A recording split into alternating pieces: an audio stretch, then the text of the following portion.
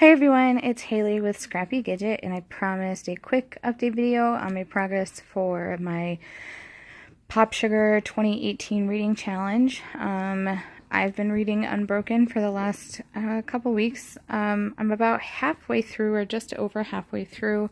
I think I'm on we'll find out. I'm on chapter 22. That's super exciting for me. Does anyone else get the feeling about that halfway point in a book that it's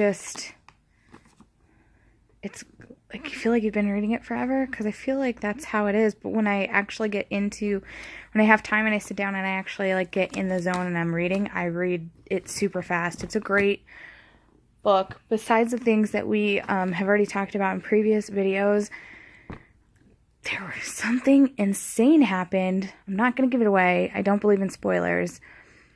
But it was almost as if it was a completely fictional story because it seemed like such a major plot twist.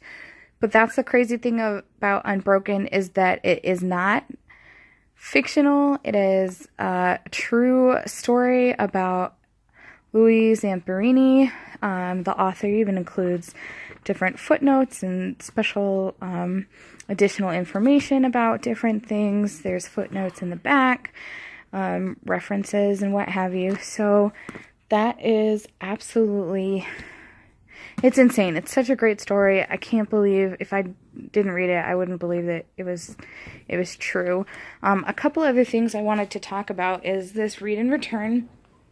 I would assume that they still do it, but maybe not. But I picked up this Unbroken book when I was traveling at an airport, honestly, and it is part of Parody's Read and Return. You buy it, read it, return it, and you receive 50% refund on the book. I thought that was pretty interesting. Obviously, it says only for some restricted locations, but that's like a lot of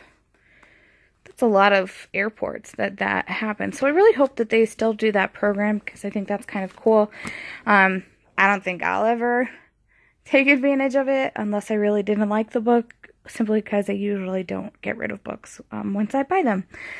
Yeah, so I guess I'll also give you a slight insight onto the vocabulary from the bullet journal.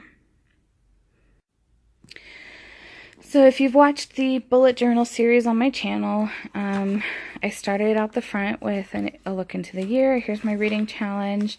I taped the actual prompts inside of it so I could reference it. But I haven't finished my next book yet, so that's still not filled out. And then I started the vocabulary list for to fill out as I'm reading through on the back here. There aren't too many words, but there's 4.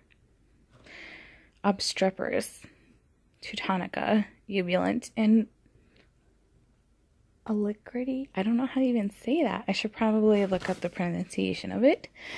I thought this was really interesting. So Teutonica is ever relating to characteristics of the Teutons or the Germans. And I've actually, in my education, have studied the Germans extensively. And I didn't actually I've never heard of that term. So that's something that I put a question mark next to.